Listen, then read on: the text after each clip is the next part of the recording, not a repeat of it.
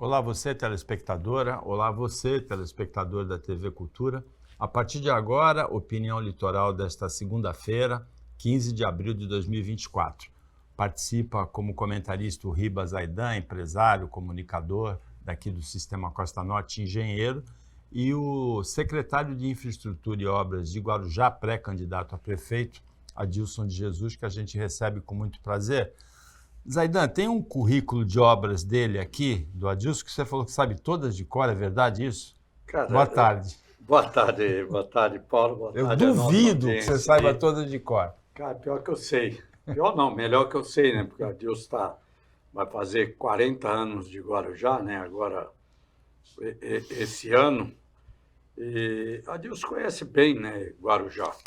E está nesse cargo aí há muitos anos, né? De secretário de Obra e Infraestrutura, né? Conhece bem o Guarujá. Eu diria que se tem uma pessoa que conhece as ruas e os problemas de infraestrutura urbana do Guarujá, é o Adilson de Jesus.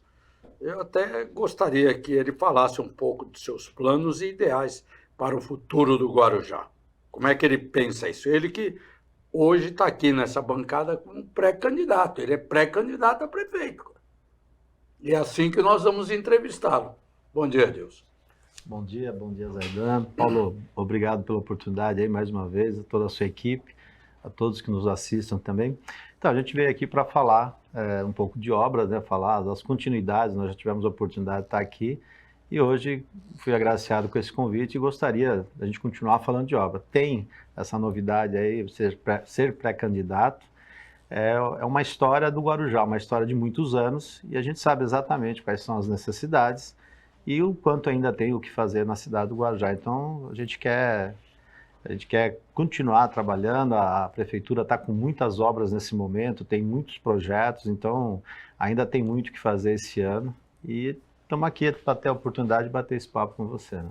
Eu queria começar conversando sobre as obras de contenção das encostas do Barreira do João Guarda. Houve uma tragédia ali, em lugares ali pertinho, e teve bastante dinheiro, principalmente estadual, né, para fazer essa contenção. Sim. Mas já tem 4 anos, né, a tragédia. Foi em 2020, né, março de 2020. Exatamente. Né? A gente passou agora, completando 4 anos aí, recentemente, mês passado, e nós tivemos 2 tragédias com vítimas fatais, que foi o Morro do Macaco e a Barreira do João Guarda. No Morro do Macaco, de imediato, a gente conseguiu a verba do governo do estado, realizamos o serviço, foi uma obra de 6 meses, entregue e já completou 100%. E a gente ficou trabalhando a ideia da verba federal, que era, a princípio, no dia da ocorrência, a gente tinha essa proposta junto ao governo federal. Tivemos uma parcela, que foi aquela parcela de limpeza, tirar o material excedente, limpar as linhas de tubos, porque além do deslizamento, nós tivemos um alagamento na cidade. Só que a verba da obra não veio. E aí, o prefeito, junto ao governo do estado, captou esse recurso do estado e nós começamos... Mais de 20 milhões, né? São 32 milhões e tem quase 33 milhões. Uma parte os 24 é verba do governo do estado e o restante é do município, que é o dinheiro do Tesouro. E agora estamos esse mês já completando, entrega essa obra esse mês, totalmente concluída, morro estabilizado, recuperado. Então, demorou para começar, é uma obra de 1 ano, ela tem uma durabilidade, um cronograma maior do que o Morro do Macaco, é bem maior também, né? Uma verticalização de 110 metros de altura e demandou uma quantidade de serviço bem maior. Mas no prazo de 1 ano, nós estamos concluindo a obra para restaurar toda a região, né? Você é engenheiro, o telespectador, a telespectadora, sempre tem uma questão que brota na consciência quando a gente se depara com uma tragédia desse tipo, que é a previsibilidade. A gente sabe que em março, que em fevereiro tem chuva forte. Sim. A Baixada até tem, a partir de Santos, década de 90, aquela geóloga, Cassandra Maroni Nunes, Sim. Um trabalho de prevenção de risco, que foi adotado também em Guarujá, foi adotado em São Vicente, e a gente vê que explode em vários lugares do Brasil essas tragédias, e aqui a gente sempre a gente tem a chuva forte e não acontecia. Por que em Guarujá aconteceu lá? Então, Paulo, aconteceu essa vez, né? A gente tem uma defesa civil muito atuante. Porque também aconteceu em São Vicente e Santos, na mesma chuva. Então, exatamente. É que essa chuva de março de 2020 foi uma chuva fora do contexto aí. E teve na Baixada Santista como um todo. Mas nós temos uma defesa civil muito atuante. Os geólogos nossos são excelentes, eles trabalham monitorando os morros.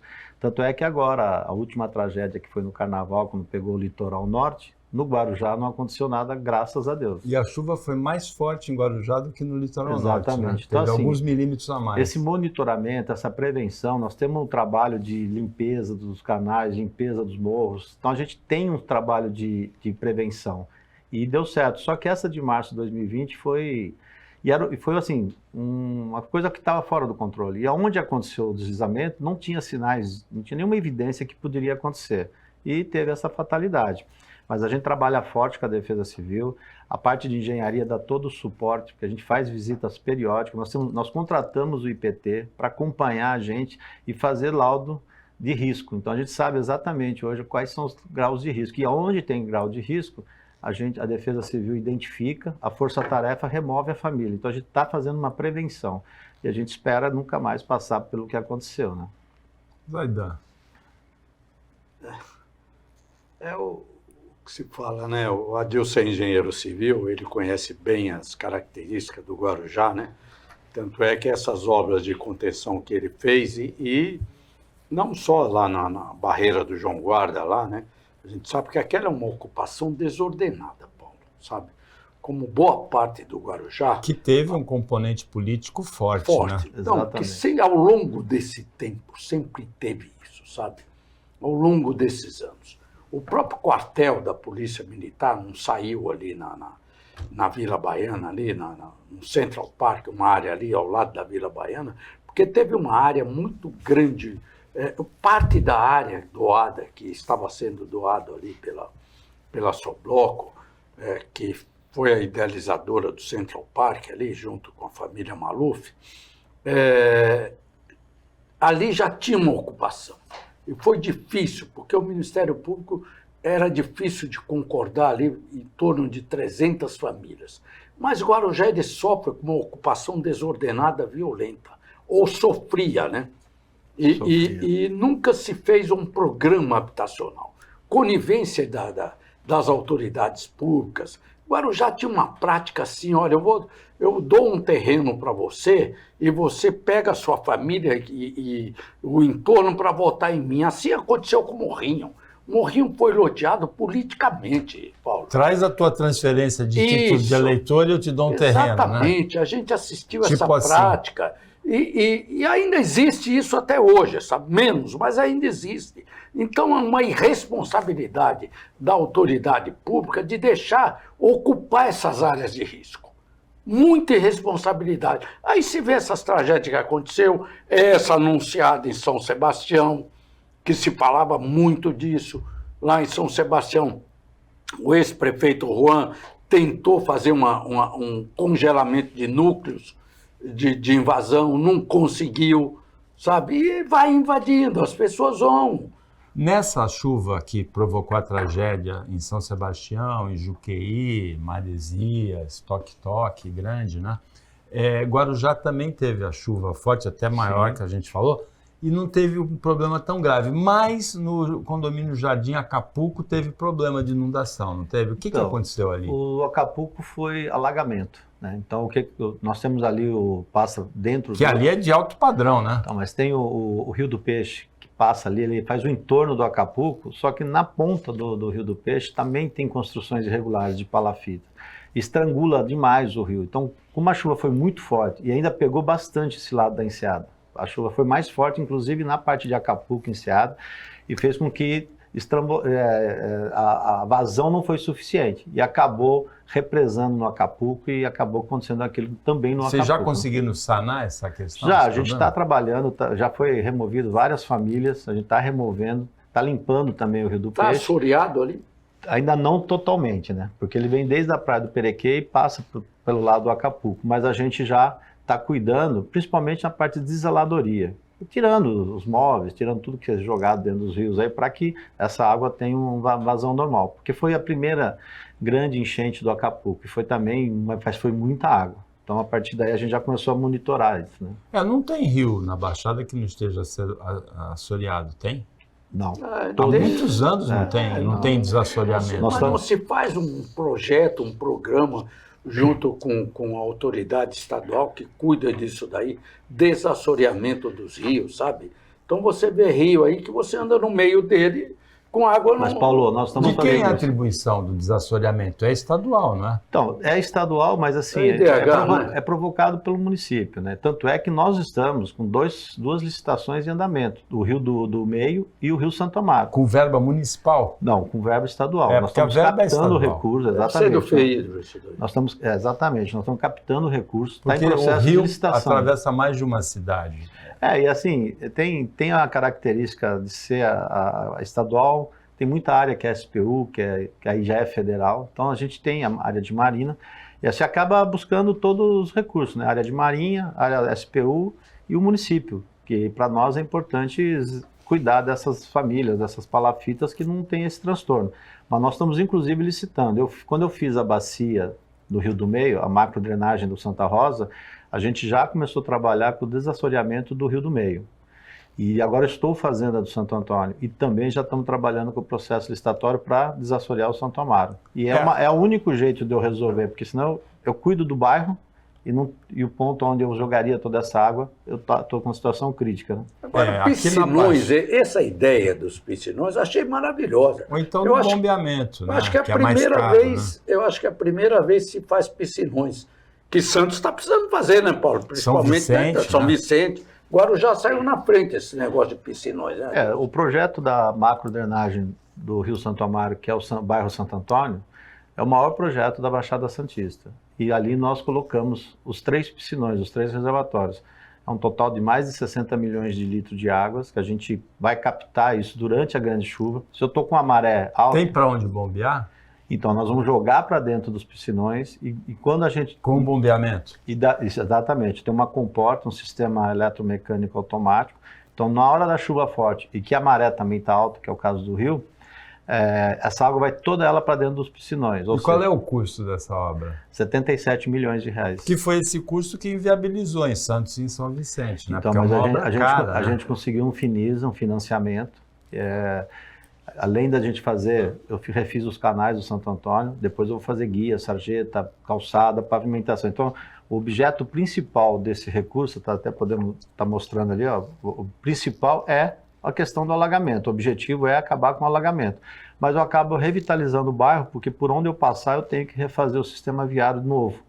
Aí você vê, aí vai ser uma das bases da comporta nesse trecho aí. Você vê que chega um canal nela, dali ela é bombeada para o reservatório. E quando diminui o fenômeno, quando abaixar a maré, eu devolvo ela para o rio, que aí o caminho é o estuário. Então, qual que é a ideia? Que nessas 2, 3 horas de chuvas fortes, o canal pronto, nessas 2, 3 horas de chuva muito forte, eu vou guardar essa água toda do bairro no reservatório, ou seja, eu tiro da rua, tiro das moradias e reservo ela no reservatório. Passou o período de chuva, passou o período da maré alta, eu devolvo ela para o rio. Então, esse sistema é feito mecânico, não é um sistema automático, entendeu? Com gravidade, né? Agora, Zaidan, você acha que vão fazer uma estátua, se isso aí funcionar, depois de pronto, para o prefeito Walter Suma, para o secretário Adilson? Porque esse é um problema gravíssimo. Cara, Paulo, eu acompanho o Guarujá há mais de 40 anos, né? Acompanho o dia a dia da vida do Guarujá. O prefeito Walter Suma teve problemas políticos, vinha numa aprovação aí de mais de 75%, teve aqueles problemas com ele, mas eu como conhecedor do Guarujá, não teve uma outra administração que investiu tanto em infraestrutura quanto o prefeito Walter Suma. Ou que captou tanto dinheiro, né, federal, para investir, estadual, como foi o Márcio França na época áurea dele em São Vicente, né, no começo da carreira. O Opinião Litoral para o intervalo, é bem rapidinho, fica aí com a gente.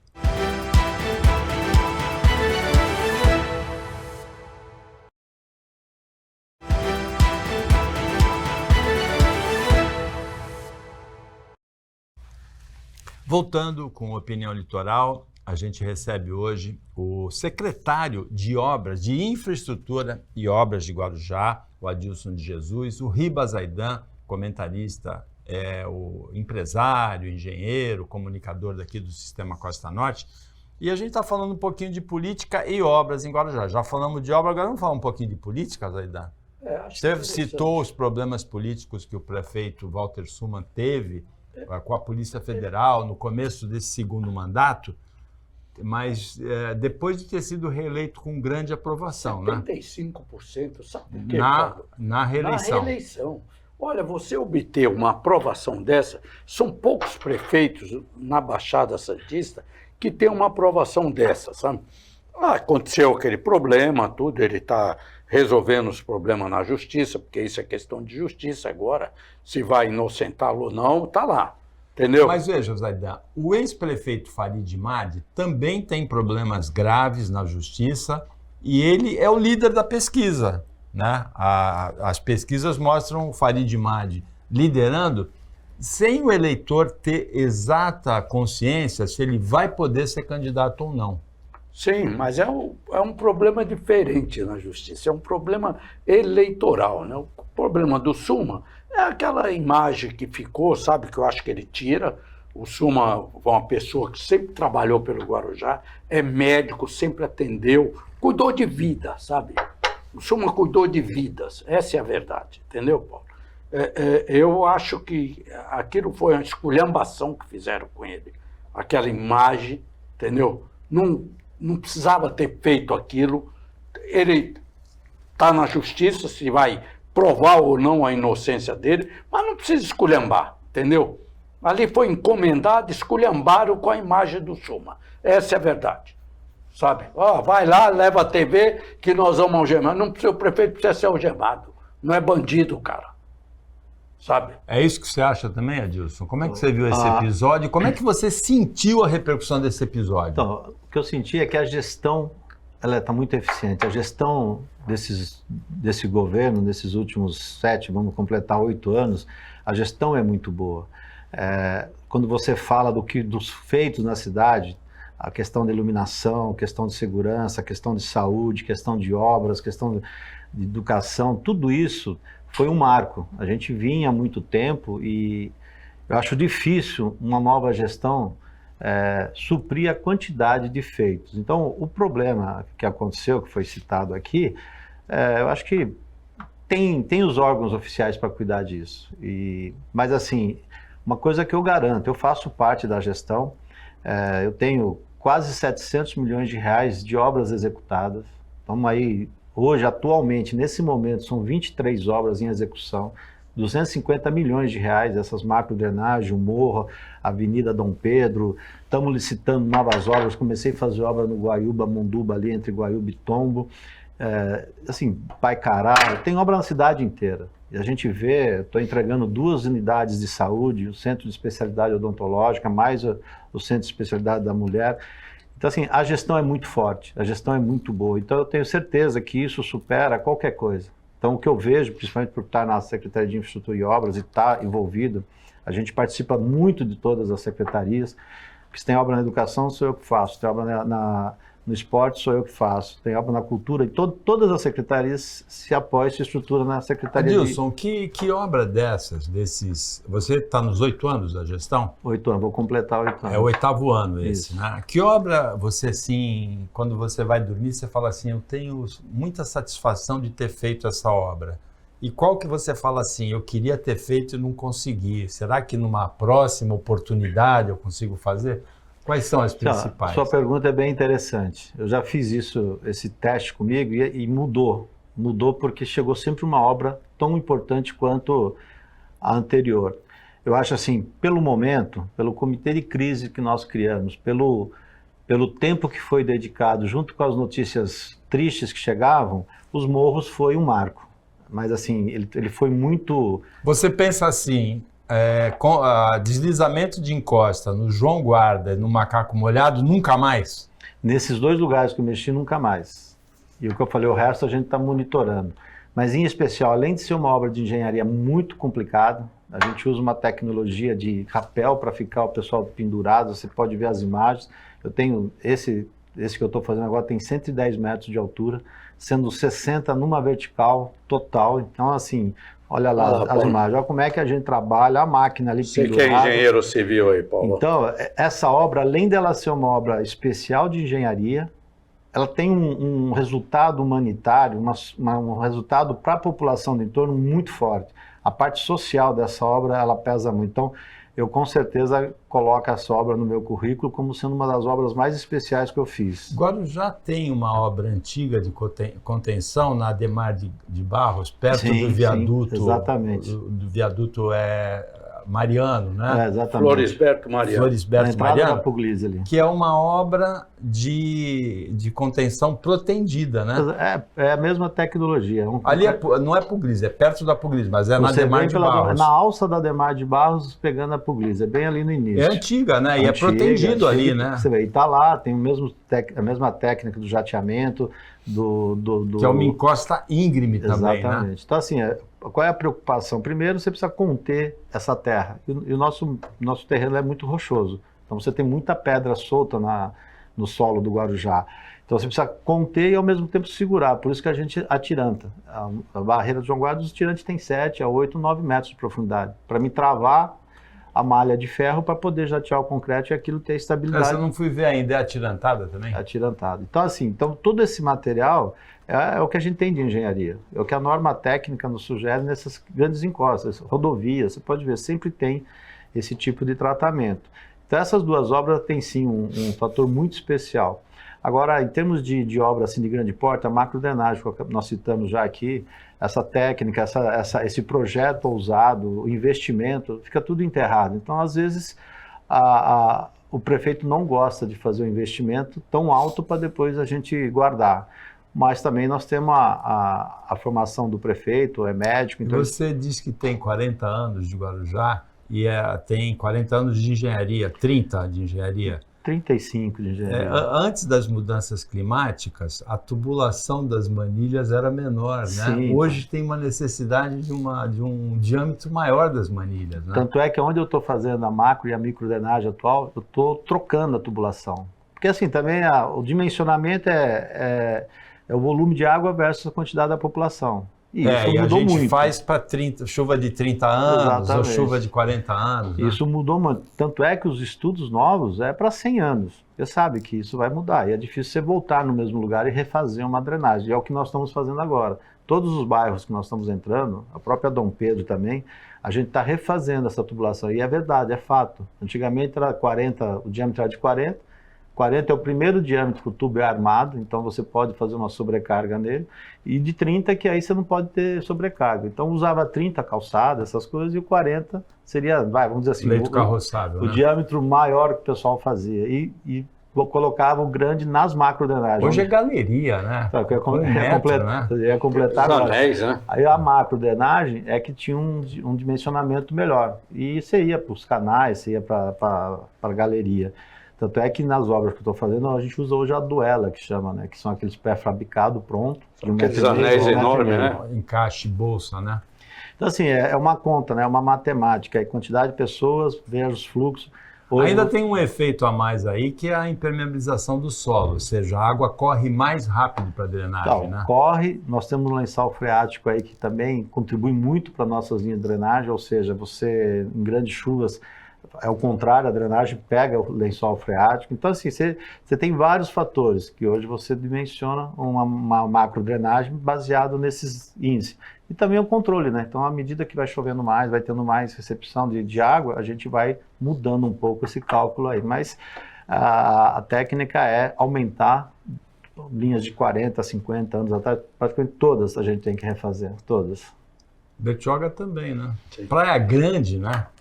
Ainda tem um outro efeito que a gente não citou aqui, que também acontece em Guarujá, em Santos e Praia Grande, que é onde tinha 6 casas, 8 casas, moravam 6, 8 famílias, é isso aí. Constrói um apartamento, um prédio com 360 famílias. Exatamente. Né? Exatamente. Essas águas pluviais... O índice de ocupação muito elevado agora. Essas águas pluviais contribuem muito. Então, a conta que você falou, um prédio, você sai de uma unidade residencial no terreno, para um prédio com 300, 400 famílias. Então, os cálculos mudaram muito.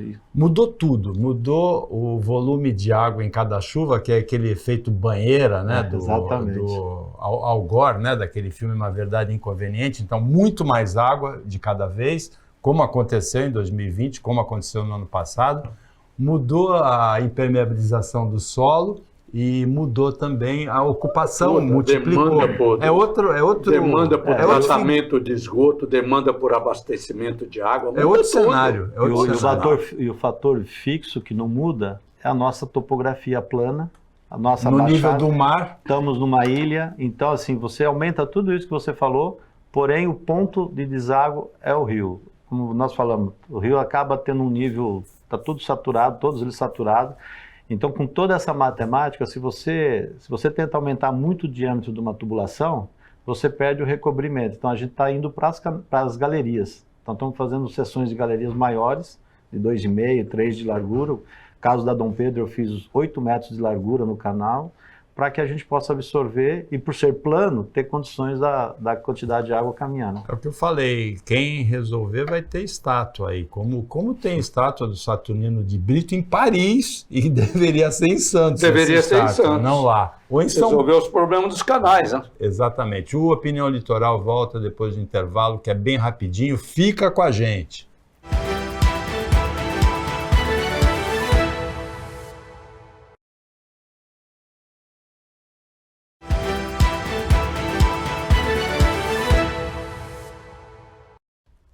Voltando para o último bloco do Opinião desta segunda-feira, participa o Ribas Aidan, comunicador, engenheiro, empresário do Sistema Costa Norte, e a gente recebe com muito prazer o secretário de Infraestrutura e Obras de Guarujá, o engenheiro Adilson de Jesus. Aidan. A gente fala de Guarujá hoje, né? Mas aí a gente vê os investimentos em infraestrutura que Guarujá está passando aí, tanto de infraestrutura urbana, que envolve aí drenagem, macro-drenagem, saneamento básico, pavimentação, urbanização. Isso é importante. Mas a gente tem uns investimentos ainda que estão sendo implantados ou vindos para o Guarujá. Eu vou citar alguns aqui. O aeroporto, que deve ser inaugurado esse ano, pelo menos a primeira fase, né? Já começaram as obras. A questão do túnel, né, a ligação seca, que vai sair ali em Vicente de Carvalho, já com o aporte das alças de acesso, né, aí uma promessa do governo do estado de concluir as alças de acesso, ligando a Piaçaguera, Guarujá, Cônico Domênio e Angônia, a perimetral do porto, ampliação do porto também, né, que é onde o porto vai passar por uma ampliação enorme, é do lado da margem direita, né, que a gente chama que é a margem direita do Guarujá. Guarujá, também o investimento em moradias populares, remoção de famílias ali, da área portuária ali, daquele berço ali onde tem prainha ali, Conceiçãozinha, transferindo para outros pontos de residência de habitação popular. Eu vou fazer duas perguntas, Deus. Guarujá está preparado para isso? Como o Guarujá está preparado para os próximos 4 ou 8 anos? Que isso tudo vai acontecer de hoje até 8 anos, tudo isso está concluído. Inclusive o túnel em 8 anos vai estar concluído, porque o ano que vem se licita o projeto executivo, aí é obra, se eu não me engano, de 3 anos esse túnel. Tá? E se Guarujá também está preparado para fazer a sua urbanização, se ele tem áreas de interesse social para promover loteamentos ou habitações de cunho social. Então, eu tenho certeza que o Guarujá está se preparando para isso, até porque o nosso trabalho, eu vou começar citando aí pelo túnel. Quando nós identificamos o projeto do túnel junto ao governo do estado e o governo federal, nós identificamos que o sistema do túnel levaria até próximo a 14 bis. E identificamos que esse conflito aí de 30, 40 mil carros ou veículos saindo do túnel, caminhões, iria gerar um grande transtorno em Vicente Carvalho, Thiago Ferreira, Santos Dumont. Então a gente fez com que esse projeto caminhasse, passasse pela Presidente Vargas, passasse pela São Paulo e tivesse uma alça ligando direto na Cônico. Fizemos uma reunião no governo do estado de São Paulo, foi muito bem aceita a nossa sugestão, o governador concordou, fomos para Brasília, junto com o ministro de Portos e Aeroportos, também aceitou a demanda, ou seja, hoje faz parte do estudo da concessão do túnel esse anel viário. Por quê? Porque é um projeto que já existe no planejamento do Guarujá, para a gente desagregar 100% dos caminhões dos veículos, principalmente os veículos locais ali de Vicente Carvalho. Então nós temos a perimetral, está sendo estudado, está fazendo um projeto executivo da segunda fase da perimetral, que liga na área retroportuária do Guarujá, ali na Avenida Cônica, ou seja, a gente quer que todos os caminhões, todos os veículos do porto, área molhada, retroporto, área seca, passem pelo Guarujá sem utilizar das vias urbanas de Vicente Carvalho. Isso está no projeto e nós estamos acompanhando. Temos um grupo de trabalho para falar do túnel semanalmente, então, autoridade portuária, governo do estado, governo federal e municipal, junto com o prefeito de Santos também, existe essa tratativa. Então, nós estamos cuidando justamente para dar essa sustentabilidade para que esse projeto que é aprovado, que a gente quer o túnel, a gente concorda com a execução do túnel, que tenha uma condição sustentável sem criar conflito em Vicente Carvalho. O aeroporto, eu já iniciei a obra do aeroporto, aí está passando o filme do túnel, você vê, é um projeto ousado, é um projeto com tecnologia avançada, isso vai ser feito, nós estamos no melhor momento, eu acredito. Aqui já é uma visita com o ministro, quando ele veio visitar nossas obras, ou seja, a obra já tinha iniciado na base aérea. É o Silvio Costa, né? Silvio, excelente ministro, tem nos ajudado muito, junto com o doutor Pomini, também da autoridade portuária. Está aí também no vídeo, né, o Pomini? Tem uma interação muito forte com o município, isso tem facilitado muito as tratativas, tanto estadual quanto federal. Essas são as obras já do aeroporto ali? Ali foi a via, que vai ser uma via de acesso. Nós estamos nessa primeira etapa fazendo a recuperação da pista existente, mais com o cercamento da fauna, por questões de segurança. Estamos finalizando agora o orçamento do TPS, o Terminal de Passageiro, e em breve a gente está licitando. E a nossa programação é que para esse ano a gente consiga concluir. Eu só estou dependendo da Secretaria de Aviação Civil, que é a SAC, para que a gente consiga aprovar logo esse orçamento para licitar. Tem um período legal de licitação, mas a gente quer, nesse primeiro semestre, estar com essa obra licitada. Referente às vias estruturantes do aeroporto, eu já estou revitalizando o acesso principal do aeroporto existente hoje, que é ali a Áureo Gonzalez, Presidente Vargas, Rua São Paulo e Presidente Castelo Branco. Nós já estamos fazendo uma recuperação, uma revitalização, que liga Cônico direto à entrada da base aérea. Então a gente tem acompanhado e tem, respondendo ao Zaidan, o Guarujá está sim preparado para esse desenvolvimento, mas a nossa prioridade é a sustentabilidade e principalmente a humanização dos moradores locais para que não crie conflito entre desenvolvimento e a nossa vida normal dentro do Guarujá, né? Zaidan, você gosta de novela ou não? De vez em quando. Tem a Salve-se Quem Puder, né, da Globo, Além da Ilusão, Renascer... Porque na Baixada Santista a gente tem umas novelas mexicanas, né? Você citou duas, o túnel, a ligação seca entre Santos e Guarujá e o aeroporto civil em Guarujá, né? São duas novelas que se arrastam. Meu amigo... A gente está perto de um final feliz aí? O meu amigo Eduardo Sandovic, meu amigo particular, há 20 anos atrás... Saudoso Eduardo Sandovic. Ele está lá no Oriente Eterno. Há 20 anos atrás ele começou esse projeto, o Mauricinho era prefeito. Há 20 anos.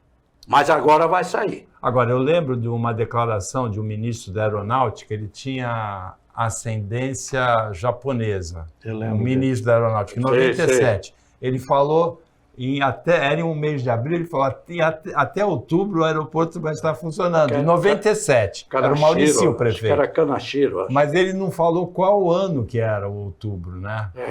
Já vai fazer... Não, mas vai ser outubro de 2024, eu acho. Acha então, que vai? Agora outubro de 2024? Eu fico muito confortável. Faltou falar o ano. Você vai falar para a gente o ano? Eu fico muito confortável porque as imagens mostram que nós estamos executando, a parte de vocês, né? Estruturando. Então, assim, o aeroporto com certeza vai acontecer. Já não está mais só no sonho e na necessidade. Eu acho que é uma demanda para a Baixada Santista. Porém, nós estamos executando. Então, aquilo está orçado, licitado, tem a verba separada já do governo federal para que a gente faça isso. Então, hoje eu posso me sentir bem confortável aqui, que essa novela, a gente vai encerrar esse capítulo, pode ter certeza disso. Pelo menos no aeroporto. Né? A gente teve aqui o ex-prefeito de Itanhaém, Marco Aurélio Gomes, que ele falou que no entendimento dele cabem bem os dois aeroportos, né? O de Itanhaém e o de Guarujá, né? Com certeza. Agora, o de Guarujá, se fizer o aeroporto e não tiver o passageiro que desce em Guarujá para ir para São Vicente, Santos ou Litoral Sul, pegar a fila da balsa, fica meio complicado, né? Deve ter a ligação seca ou travessia de balsa. Tem que acabar as duas novelas mais ou menos juntas. É previsto uma travessia via balsa ali para o terminal de passageiro, ali no Valongo. Né? Esse é um dos estudos, né? A parte turística, né? Então, a gente acredita que... porque esse aeroporto ele vai poder ser usado pelas companhias as agências de turismo que têm pacotes, né? Tanto é que a gente tem um número que é muito incentivador, que é justamente a temporada dos cruzeiros, né? Porque hoje um navio sai daqui com 3, 4 mil pessoas. Então, a gente acredita que as agências, quando puder trabalhar isso, vai vender descendo na base aérea, atravessando o canal com embarcação aquática. Então, assim, porque o passageiro que embarca no terminal de Santos, ele vem de vários... vem muito do interior de São Paulo, vem do centro-oeste também, né? Eu vou sempre para Brasília, então você faz uma conta hoje, sem chance de errar, 1 hora de aeroporto com 2 estradas, para você chegar com segurança, você perde 3 para chegar e 3 para voltar. Você tem 1h30, quase 1h40 de voo. Então, você vê o quanto transtorno cria isso. Dia, velho. Então, para mim, o porto, né, os terminais já estão muito otimistas com isso. As empresas que estão trabalhando no offshore da Petrobras, que estão trabalhando, estão contando com isso. E, assim, é uma necessidade da Baixada. Então, mesmo tendo a fila da balsa, mesmo tendo a opção da rodovia, o aeroporto vai ser um vetor muito importante para a mobilidade urbana. E nós estamos a caminho de realizar isso. Então, vai ser um grande marco para a Baixada Santista. Adilson, nós chegamos ao final do Opinião Litoral desta segunda-feira, agradecendo a sua participação e desejando boa sorte na continuidade da carreira. Eu que agradeço. Muito obrigado. Obrigado, Ribas Aidan, pela participação. Olha, eu só quero fazer um comentário aqui, não é pertinente aqui ao programa, né? Porque eu, sábado, estava em casa e assisti aquele ataque a Israel com mais de 200 drones e mísseis teleguiados, né, tudo. Felizmente... Neutralizaram, né? Mais de 90% neutralizados. Mas porque Israel supostamente atacou a embaixada do Irã na Síria, até hoje não se sabe, Israel não confirmou, mas só quero falar aqui porque a autoridade brasileira não falou, não deu um parecer daquilo, ficou omissa, né? Mas esquece que no dia 7 de outubro do ano passado, os comandados do Irã mataram mais de 1.500 pessoas assassinadas naquela invasão, sabe? Crianças, jovens, adultos, velhos, quando invadiram aquilo, sabe? E não esquece também que outro braço do Irã, que é o Hezbollah, ataca constantemente Israel, quer dizer, fere Israel. Não estou defendendo Israel aqui.